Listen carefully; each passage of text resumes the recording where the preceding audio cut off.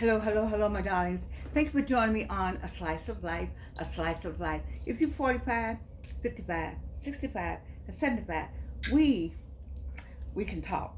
You know what I got today? I was out and about. When I was out and about by myself, can you believe? I was driving myself by myself, yes. And I ran into Dr. Earl D. Clowney. Now, my 45, 55, and 65, and 75-year-olds, you don't know. You're like, who is that? So let me put it another way. I ran into someone, a former teacher. Have you ever run into your former teacher somewhere and you're just like, aren't you happy to see them? You keep in mind, I didn't get my doctorate till I was 66 years old. I'm 83 in a couple weeks. And I was so glad to run into Dr. Earl D. Clowney. For me, he was everything that I ever wanted to be in foreign languages. Oh my God. He could speak 8 languages. When I worked for Delta Airlines, I could speak 5. That's because I was in the environment.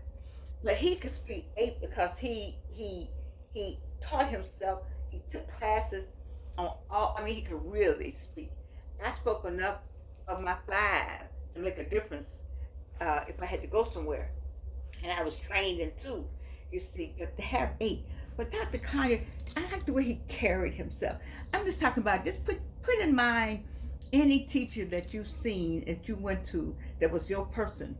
It's wonderful to see them. You know how old you are, and you know that they taught you, and they still walk around. It's something fine about them. I don't even want to make this black, but I got. Some of y'all will understand when you see a senior black teacher or a former principal, a retired. That's what I mean. A retired teacher in the black community, a retired principal. I don't know about any other communities. Let me just talk about, and maybe it's the same. But when you see them, it's something about the way they still carry. There's a carriage. I'm not comfortable today. I don't know what's going on with me, but there's a carriage about them. It was the same way you saw them 30 years ago. It's something about. I mean, Dr. Clowney. When I saw him, he always stood straight and tall. He was gonna make a head on purple today. I was like, "Ooh, who is that? Getting out the car with all that purple on?" Delta, that I am, and Delta, and I really wish I were in Washington D.C. Matter of fact, there's well, I won't say that. There's something up there with our names on it, and I'm just so happy. National, thank you, National Delta Sigma Theta Sorority Incorporated, for using our film Foot Soldiers, a class of '64, as a part of the film festival, so that Deltas can see what Deltas are doing and Deltas that are in the movie. And so I'm happy about that. But anyway, let's talk about seeing your teacher. See, that meant something to me. I don't know what it means to you to see somebody that you sat in the classroom and you want to say, I turned out all right. I wasn't all that bad. You ever had that feeling? You ever met one of your teachers, you say, and you maybe you used to be the class clown, or maybe you were struggling in class. Like I struggled with Dr. Clowney, I did.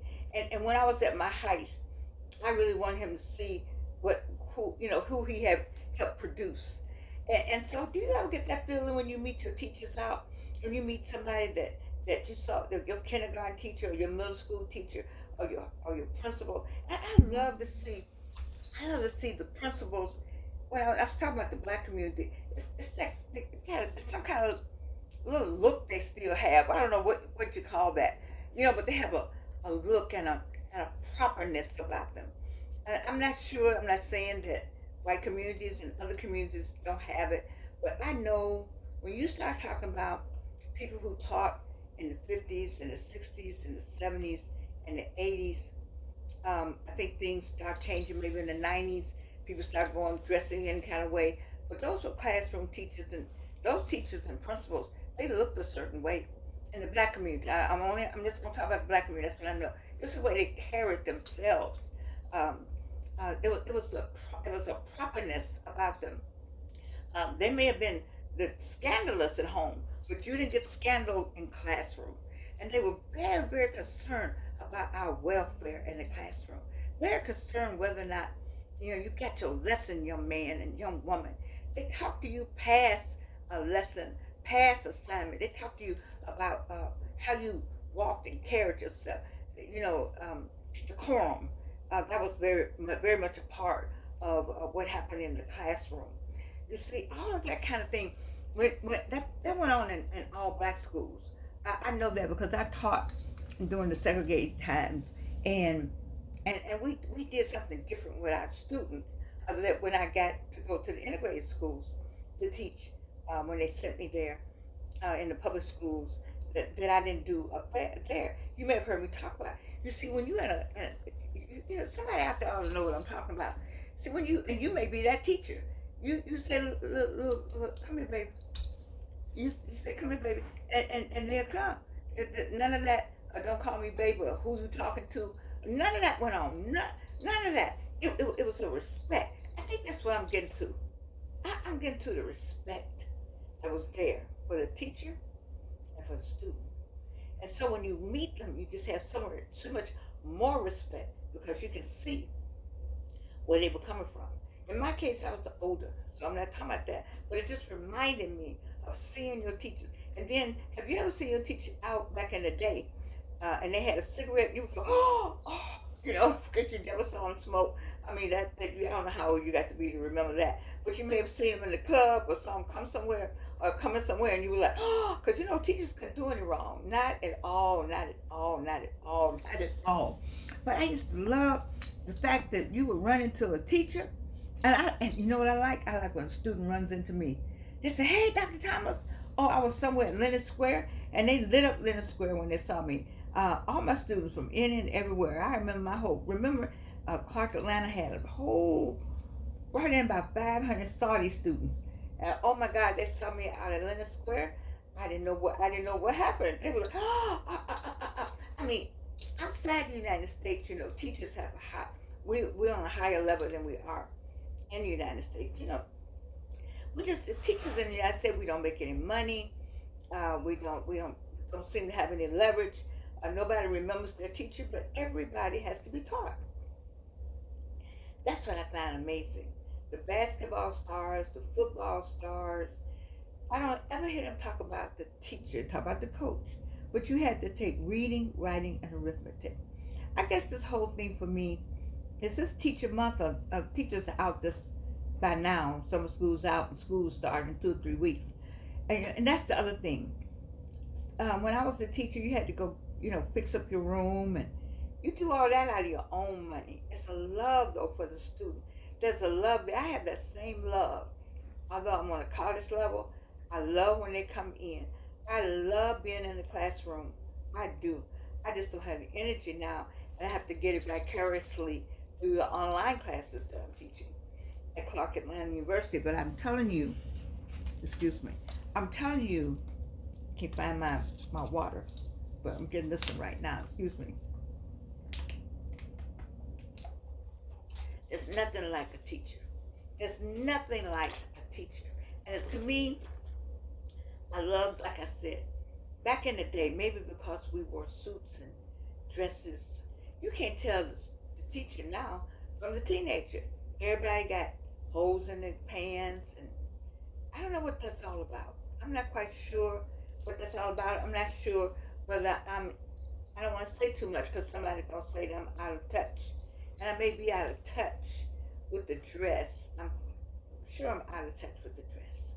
I just think there's something about distinguishing yourself as a classroom teacher. It's an honor, I think, to teaching. I think there's something honorable about being a teacher. You have little people all the way up to high school, college. You got somebody's brain, some mama's child, you know, some daddy's child in your classroom. You're shaping them and getting them ready for where we've already been. They're looking to you for answers. They're looking up to you. You see, and I tell you, I think that we need to go back to some of that, just a little. You know, there's something distinguishable between the teacher and the high school 15-year-old The teacher and the 15-year-old look just alike. You can't tell one from the other. And I think there'll be more respect if you differentiated yourself some kind of way. The way you carried yourself. You know, I believe in knowing the latest music. You know, I used to tell you your first class with me at Clark Atlanta University, when you walk into my classroom, wherever the latest song is, will be playing. I will do that because when you walk in and see a senior person there, I just need for you to know, don't get it twisted. I'm on top of what's going on. Period. So when they walk into the classroom, I have whatever the latest song going on. And then I take that song some kind of way, I don't know whatever it is, and apply it to um, humanities. I get me some subject and get that song and mix it in there. You see, it's practical application is what I love. I love watching the students go from 0 to 100. You see when that light comes on. That is the joy of teaching. The joy of teaching is when the light comes on. When they pick up the book and can't read it, and they pick up the book and can read it. When they pick up the pen and can't write, and pick up the pen and can't write. When you watch them just not be so snappy with one another, but actually turn into kind people. That's the joy of teaching. So when you see a teacher out, you know, and there's something about that shoulder would be, I mean, let me tell you who's my example. Dr. Dorothea Dancy. I remember how much she used this Dorothea. What's her name? With the M. You know, her, she was everything at Spelman. I don't know why I can't think of that child thing. Dorothea M. Dancy. But anyway, I remember she was dating Will Dancy because we all taught school at Cohen Middle School when it first opened under Ralph Long. And I could see her then, and I see her now. You see her out now. I don't care where, Walgreens or something. It's gonna be Dr. Dancy got a Dr. Dancy look. You know, it's something. You can see a lot of that at Friendship. My good friend Wayne McMullen is over there. And it's just something about how you carry yourself as a teacher. And so, see, people say, well, you don't have to dress up to be a teacher. I don't know. I think you ought to differentiate yourself. I think it ought to be something about you that the students say, there's a little wall in there. So, I don't know. I was very happy today to run into, and here's the thing about Dr. Clowney and I. We're the same age, I think. I think he's a year older than me, maybe two. I think he was young. Like when I first took his classes out of Spelman, No. I had been out of Spelman a little while when I first took a master's program at AU when it was AU. I think he was just a little older than me. And then I went away and had life and came back. When I got the breast cancer going on, I said I need to get me a doctorate degree before I leave this earth. I need it on my obituary. I need to set the tone for the rest of the family. I just wanted to do that. Now, we were college educated, but now nobody had a PhD. Nobody had a doctorate degree. So I said, okay, I got to do that. So I said all that to say that it's nothing like a classroom teacher. It's nothing like being one, and nothing like honoring one. And baby, it's nothing like seeing one. When the last time you saw your classroom teacher? Did you say thank you? Did you say thank you? I didn't say thank you to Dr. Clowney today. I was so bad to see him, I just started taking pictures, so he might have figured out. But I think sometimes when we see them, we might want to say thank you. Because you now know what they were trying to tell our hard heads. Hard head make a soft behind. Well, baby, we had some hard headed going on in high school and elementary school. We were still hard headed, but not like they are now. I look back on my high school and my elementary school. I had good classes, good schooling. The schools at Frayville and Gariana were excellent. They were excellent. I tell anybody, we had swimming pools and boys and girls gyms and libraries. We had S on everything. It was an S on everything. Um, some Chicago schools had more than that. I think in Evanston they had 3 times what we had. But I know in Gary we had the best. I had already taken some of the classes that they taught at Spelman. I already had that in high school, the same books and everything. I mean, Frable High School was just superb. The whole Gary school system. Where I look back on it now and just marvel at how we took it all for granted. Although, let me put a caveat in there. You've heard me talk about curriculums being developed for the people they want out of the working force. Curriculums that are developed. I think it's Jean Agnon, Anyon, that did a piece on curriculum and work. Okay, there's a better name for it, but that's what happened. And so curriculums are set in neighborhoods because of the yield of what is needed in the workforce. And so our curriculum in Gary, Indiana, basic curriculum, was for people to go and work in the mill because they had to yield workers to go to the mill. But they had a college prep plan that was different, and it was to yield students to go to Indiana University, I believe, in Ball State and Purdue, and so you had to be at a different level. You could get in. You could get in the Indiana schools and basically maybe the Illinois schools. But I know you could get in the Indiana school, but they knew that it was going to be a rigorous academic program, and so we were prepared at that level. And so I look back on my schooling, and I'm just grateful. I'm grateful for all of it, and I'm grateful when I see a teacher.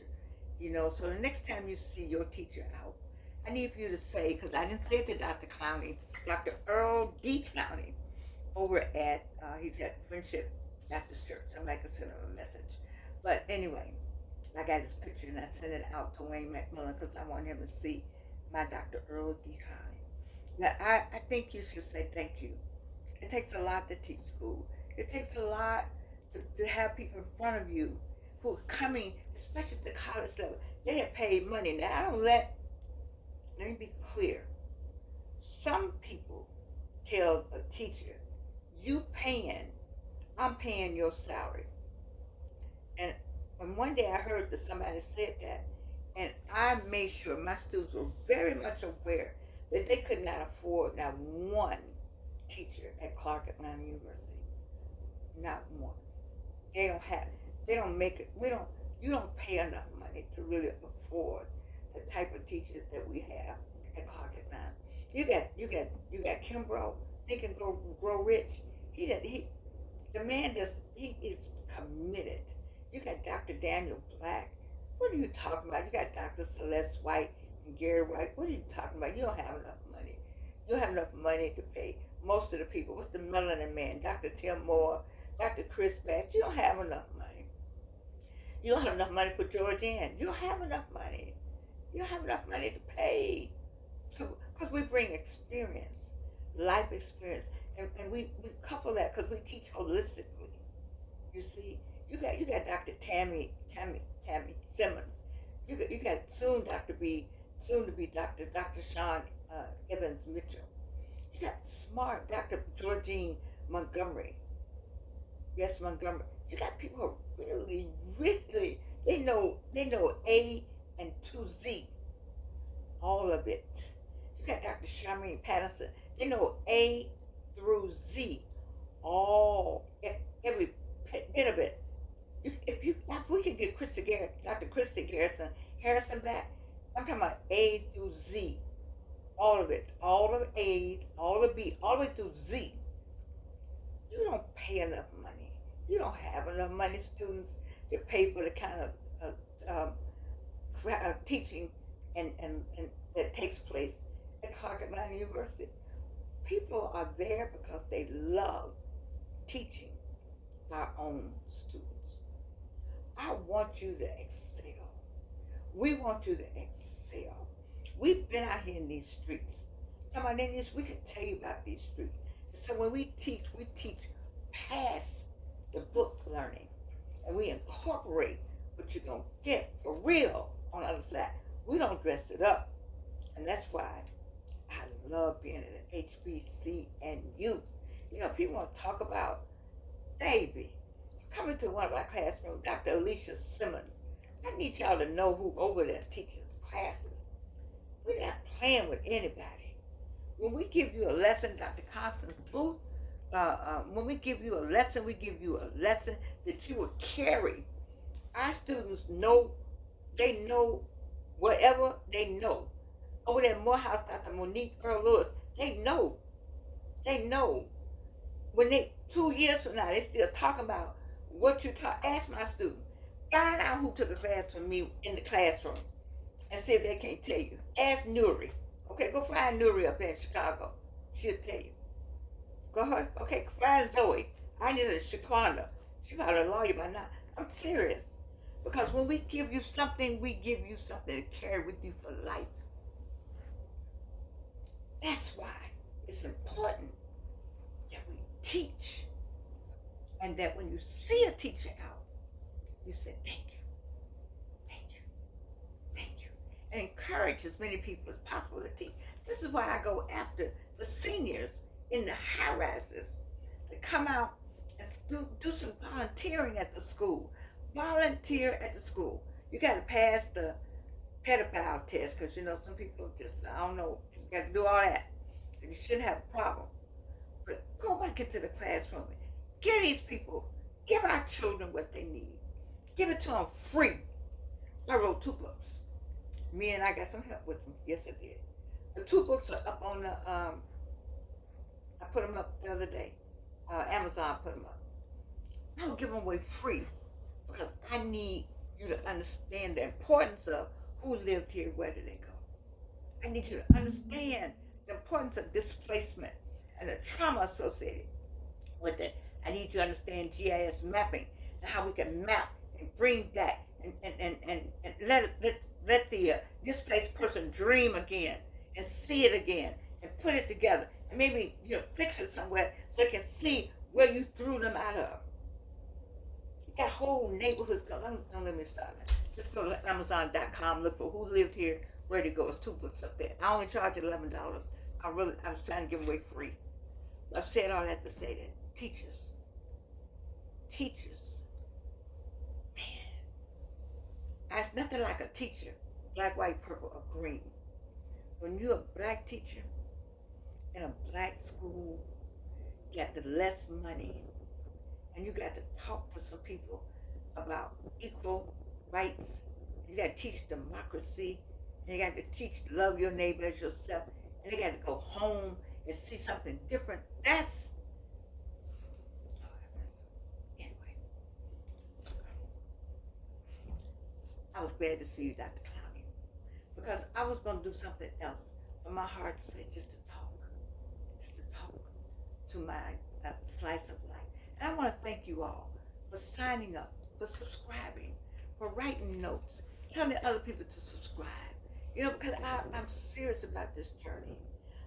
It's the same teaching thing with me. You 45, you got to get to 83. I too got to get to 83. I haven't been feeling well. I haven't been feeling like nothing good. Today was even worse. I don't even know what it was.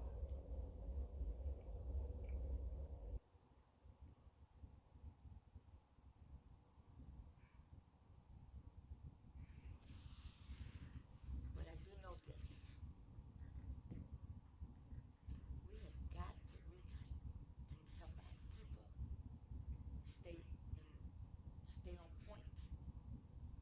Because this journey, you know what they're trying to erase us. And I'm going to go down fighting.